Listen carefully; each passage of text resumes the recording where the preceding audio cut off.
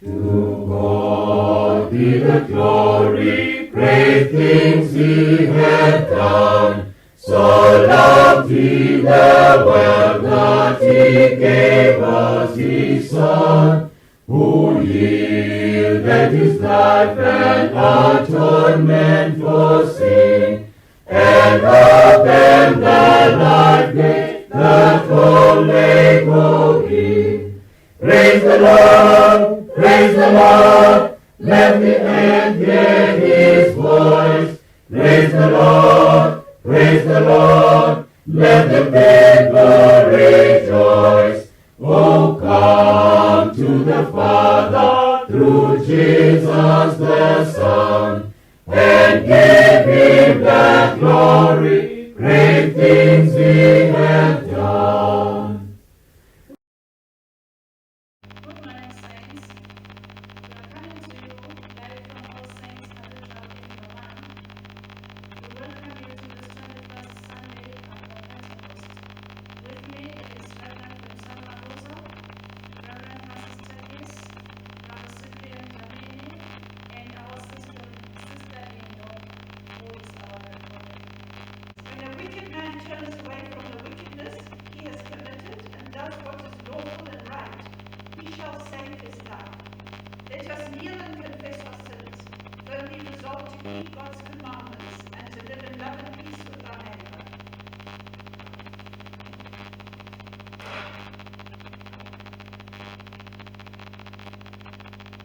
We say together, Almighty God, our Heavenly Father, in penitence we confess that we have sinned against you through our own fault, in thought, word, and deed, and in what we have left undone. For the sake of your Son, Christ our Lord, forgive us all that is past, and grant that we may serve you in goodness of life, to the glory of your name. Almighty God, who forgives all which we have repented, mercy and give us sins that we do not know, and us not any holiness, and give you eternal life through Jesus Christ, our Lord. Amen. Let us pray. Lord Jesus Christ, you came among us as the servant of all, overturn our wrongful pride, and make us eager to serve our brothers and sisters with loving self-sacrifice. For you live and reign with the Father and the Holy Spirit, one God, forever and ever. Amen. Listen to the first reading. Lord, have mercy upon us. Lord, have mercy upon us.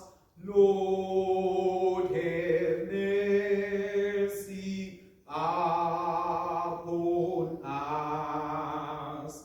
Christ, have mercy upon us. Christ, have mercy upon us. Christ, have mercy upon us. Lord, have mercy upon us. Lord, have mercy upon us. Lord, have mercy upon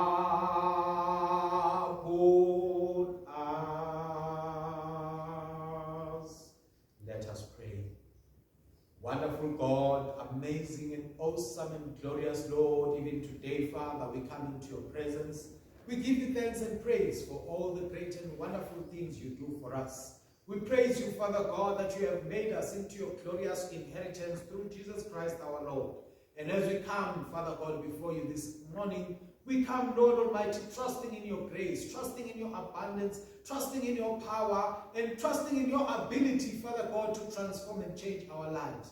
We come today, Lord, because we need to be changed by you. We need you to change how we think. We need you to change how we do things. We need you to change, Lord, how we perceive you and understand you, so that, Lord Almighty, we may be prepared for your kingdom. We may be prepared for eternity. Even when you come, let us be found, O God, ready and worthy to receive you. Make, O God, the words of my heart, the words of my mouth, and the meditations of our hearts always acceptable before you, O Lord, our God and our Redeemer, through Jesus Christ, our Lord and Savior.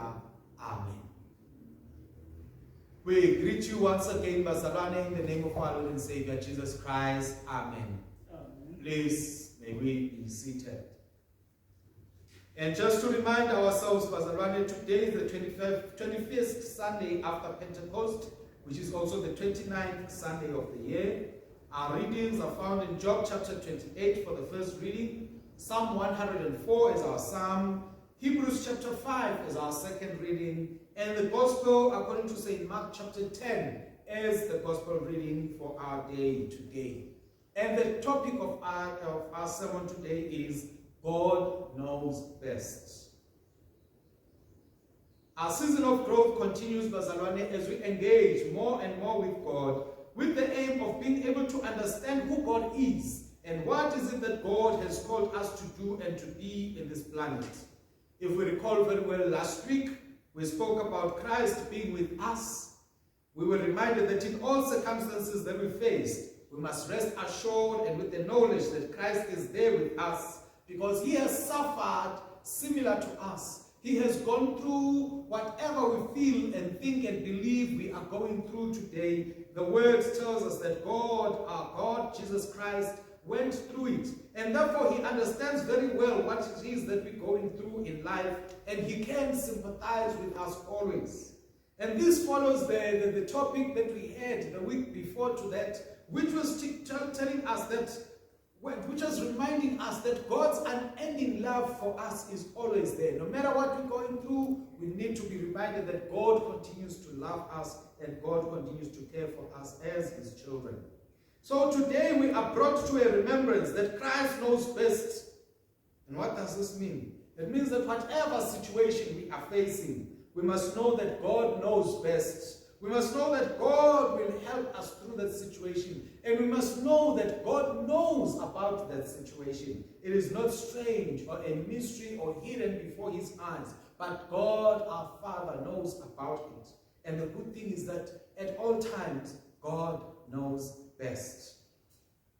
As we said last week, Bazalwane, as we go through whatever we go through in life, we may always feel and think that God is far away and God does not care and God is not with us and he does not see our sufferings and pains. But the word of God tells us that God knows everything that we go through. He knows all our afflictions. And in this regard, we are reminded, Bazalwane, that Israel lived for almost 400 years in Egypt in captivity. And most of those years they spent in slavery, crying out to God. So you can imagine that long time that they cried out to God until the time when a solution, the right solution came through for them to take them to the right land at the right time so that they could become the right people of God. Yes, maybe they blundered along the way, but it was never God's plan for them to blunder. God's plan was for them to go and move into his precious and wonderful land that he had prepared for them. And so we know that because God came through for the children of Israel, no matter what we think we are going through, no matter what we think we are facing, God is going to come through for us, Bazalwane. And so as we continue to give a message of hope to you, it is a message to remember that God knows everything that we are going through and that God knows about it and God has the best solution to help us. Therefore, we should go to God and ask God for help and ask God for a solution so that we may emerge victorious at the end of it all.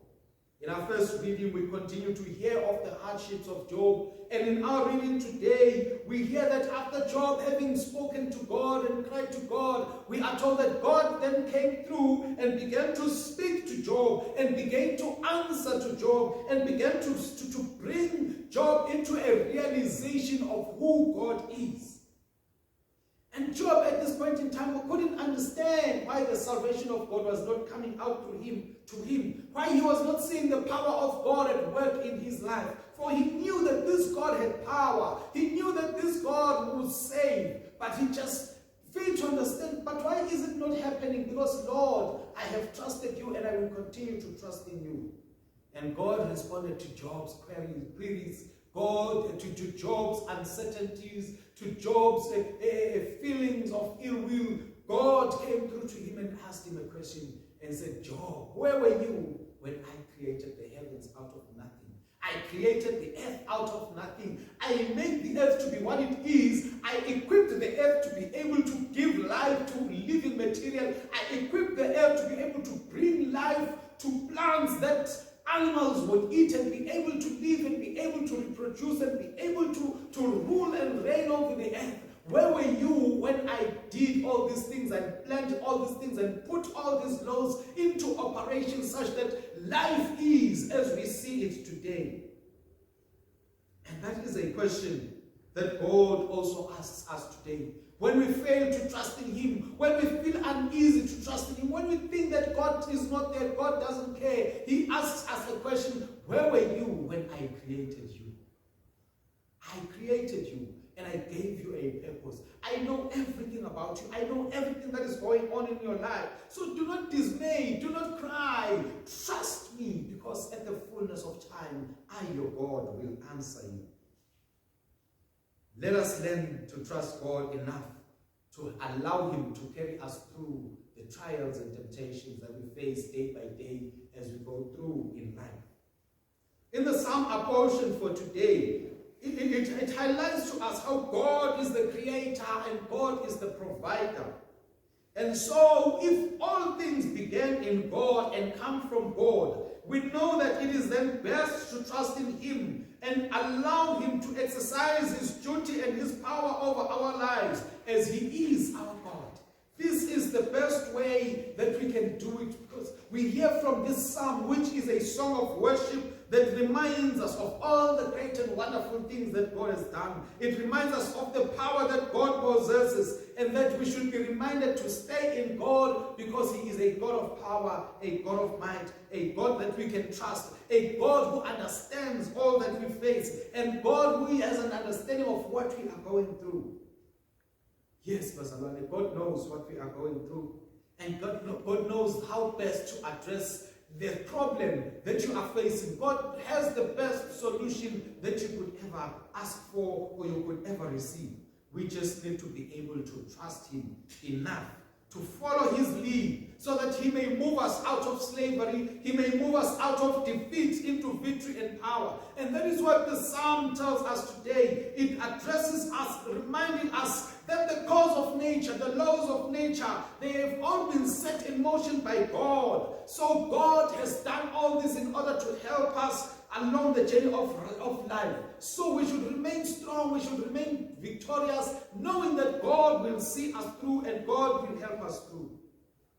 In the epistle to the Hebrews, we are reminded, just like last week, that Jesus Christ is our high priest. And once again we are reminded that this high priest is a high priest of great nature, because he has undergone all that we go through, the same temptations, the same trials, the same problems, the same poverty that we go through. Jesus Christ had to face it. The same rejection that we go through, Jesus Christ had to go through it. And because of that, he endured and conquered an earthly life which was like our lives. And because of that power that he had to enjoy and conquer, we need to trust him, because we know that he knows best.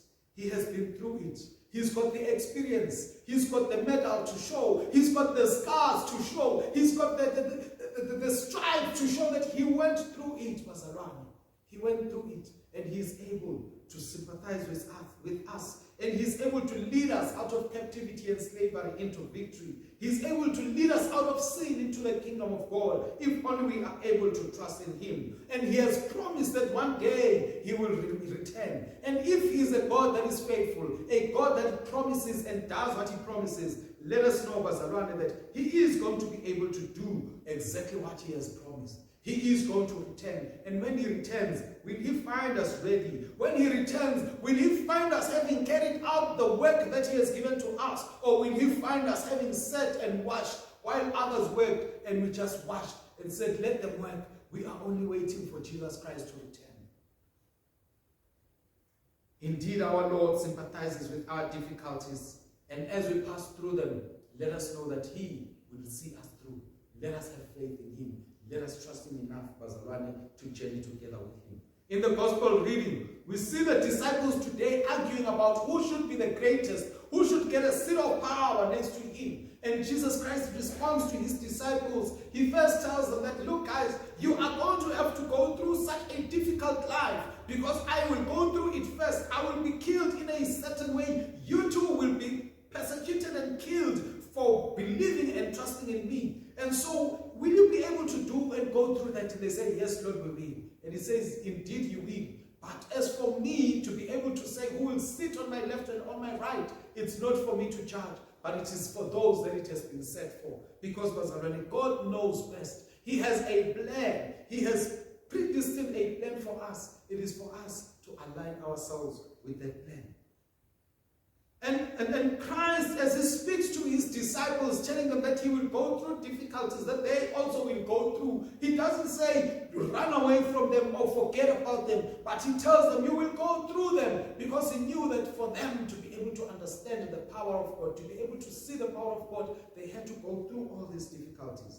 And then he goes on to explain or end off before these disciples with the kingdom principle of servanthood. That, look guys, you see, you are fighting to be the one that is above everything. And today, even as we look around, look at even our own nation, the fighting is all about who wants to be above, who wants to be on top. But what does Jesus Christ say? He says, the one who wants to be above them all should be a servant of all the people. And that is the challenge that I'm giving to each and everyone in this nation. Are you, as you sit down, wherever you are, a servant of the people, or are you a person that wants to lord it over everybody? If so, listen to what the word of God says. And Jesus Christ says, the one who wants to be above all should learn to serve all people. We wouldn't be where we are today if all of us had a heart and a mind of servantship, because we all profess to be Christians. We all profess to be following after Jesus Christ. And the question is, have we taken this principle that he has given to us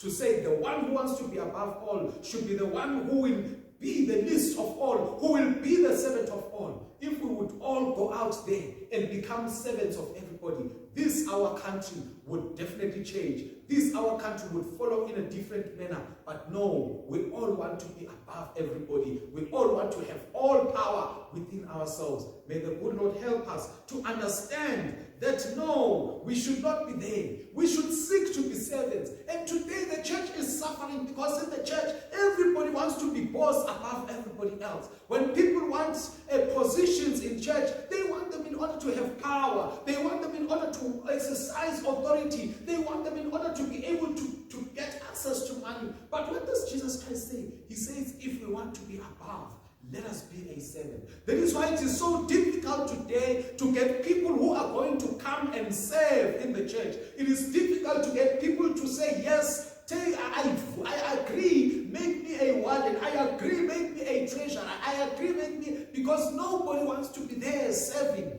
People only want to come in and control and make rules and tell people what to do. Yet Jesus Christ says, because I am born and I know best about everything, the thing that I am commanding you as my people, as my children, is that go and be servants of everybody. And then you are going to see the power of God at work in us. May we, Bazarwane, not be fearful of getting our hands dirty, getting ourselves dirty, getting in there and doing the work, because we have been called to work. Jesus Christ says the harvest is plenty, but the servants are few, because nobody wants to go there and be a servant of all. We all want to lord it over everybody.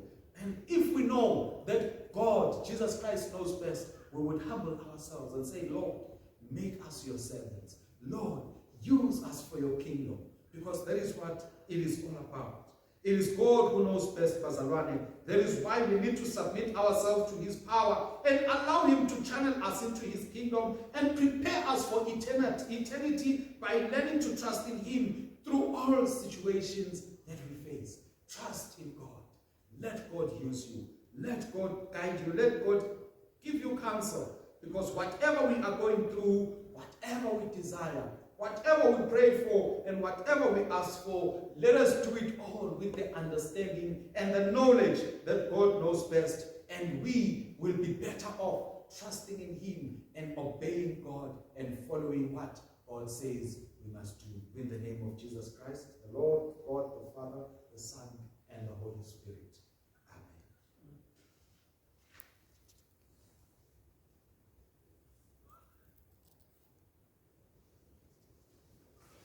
Okay, you can cut. Let us pray. Every day we give you thanks and praise, O God, for you are our rock and refuge, and our present help in time of need. We thank you for offering us this opportunity to bring our prayers and supplications before you. By faith, we believe you hear us, and by faith, we look forward to your answers to our prayers.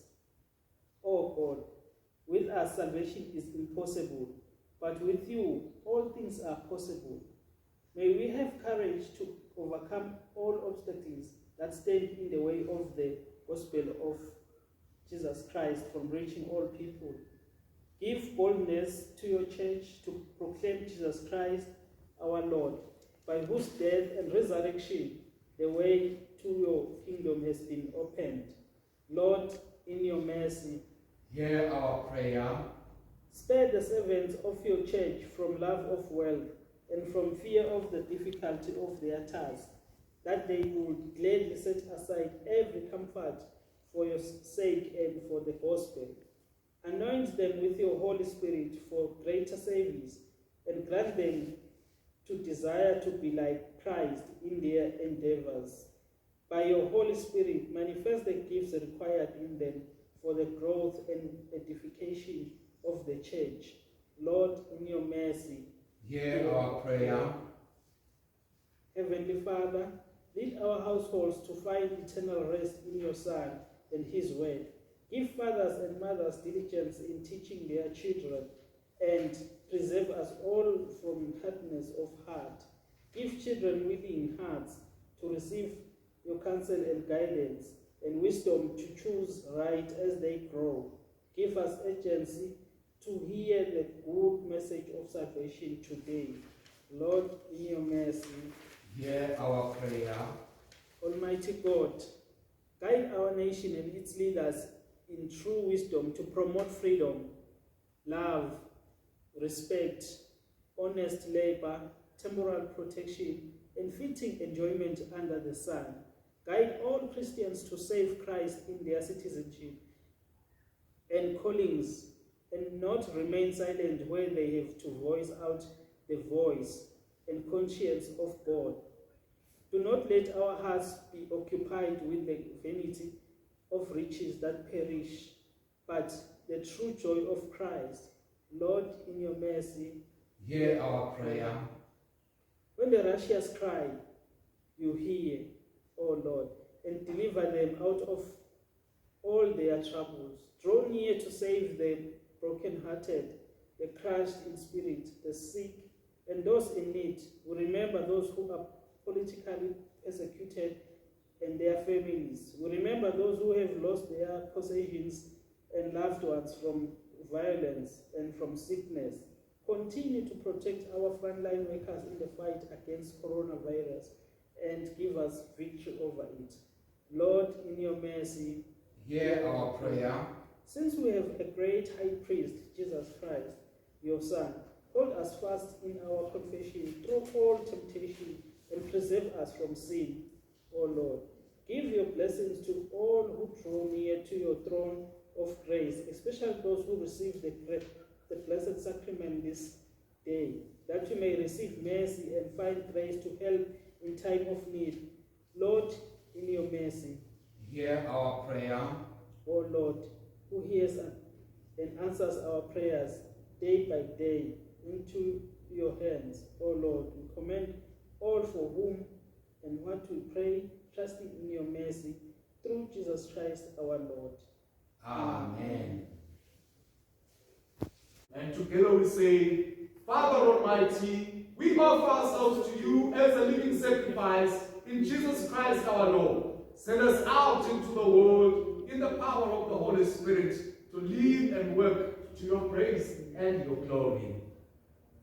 Now to him who by the power at work within us is able to do far more abundantly than all that we ask or think, to him be the glory in the church and in Christ Jesus in all generations forever and ever. Amen. And may the peace of God, which passes all understanding, keep our hearts and minds in the knowledge and love of God and of his only Son, Jesus Christ our Lord. And the blessing of God Almighty, the Father, the Son, and the Holy Spirit be with you and remain with you always. As we say Amen, we glorify your name. As we say Amen, we glorify your name. As we say Amen, Amen, Amen, Amen, Amen, we glorify your name. And thank you very much, Pastor Bane, for taking your time, watching the service, and being part of the service together with us. Please, we pray that you may continue to watch the services, continue to share them, continue to like them, so that others may get access and get to see them, and we can spread the word of God and spread the love of God to all people in this, our nation.